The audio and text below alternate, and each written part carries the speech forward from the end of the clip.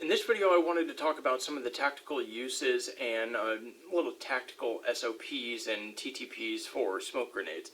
So, first off, the cost of these things can be like $7 to $10 per smoke grenade, depending on what you're trying to do with them, right? And or how many you're trying to get, rather.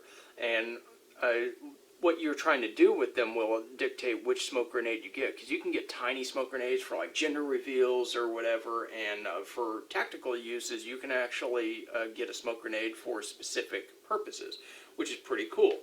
So the cost of them, it's going to be $7 to $10, and you're going to have to gauge that, you know, what their uses are going to be and how much of a priority they are for you, and maybe you'll split the cost with your team. I know airsofters use smoke grenades a good amount, and so they're readily available on the market, at least the Nola Gay ones are.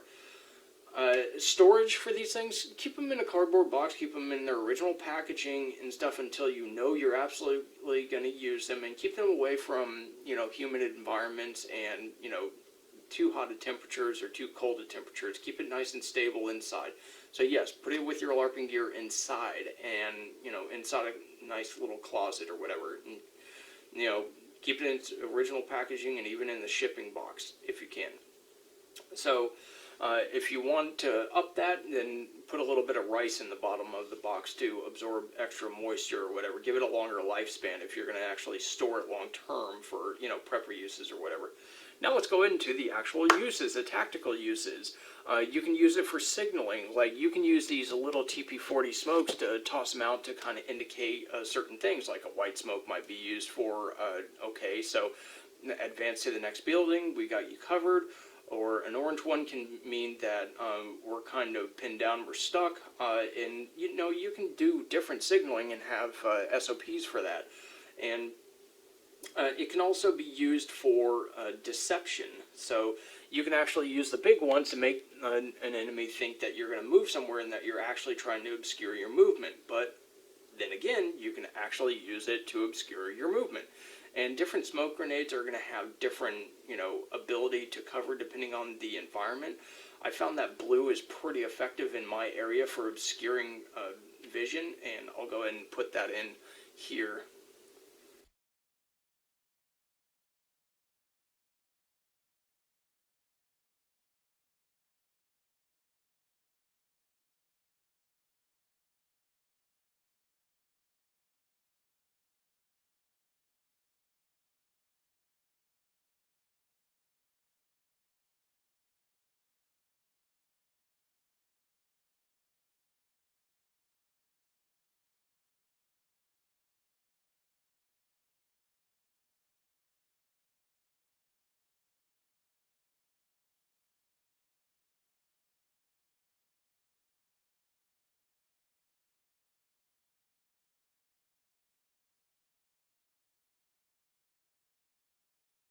So as you could see, the blue actually did a pretty good job of covering up the vegetation, and it actually did a lot better with the human eye than, you know, with the video camera.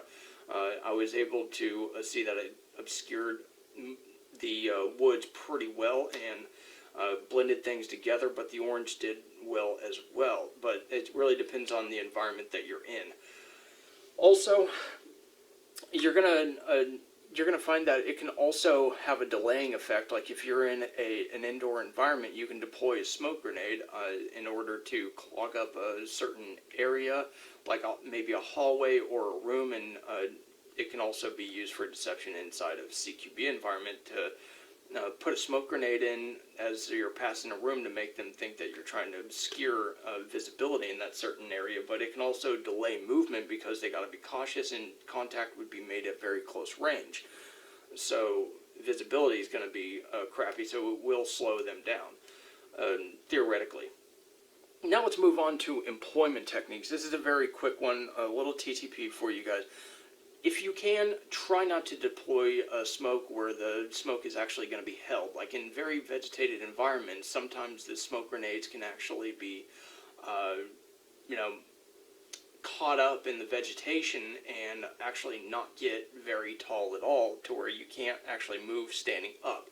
Like with these TP40s, if you're going to use this as signaling in a wood line, you're going to want it actually relatively high up, so you might actually want to string it up to where the smoke can deploy above the vegetation, or at least within an area that's visible.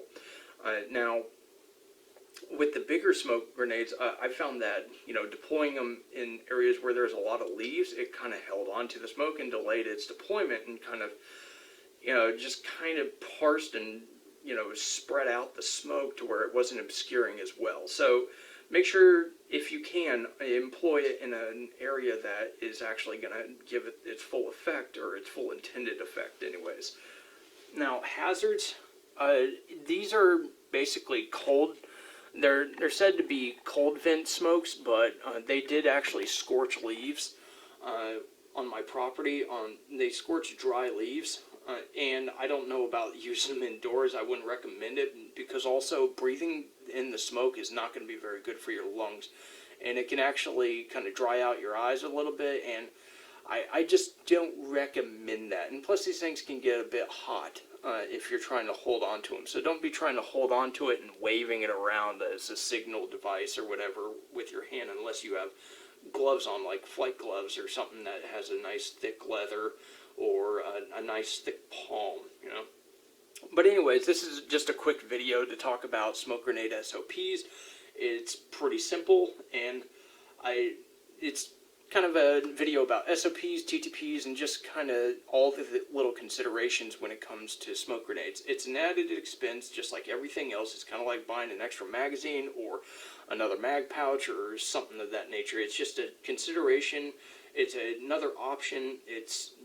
It can add value and capability to your tactical tool chest, if you will. But anyways, I appreciate you guys watching. Let me know what you think in the comments below, and you guys have a good one.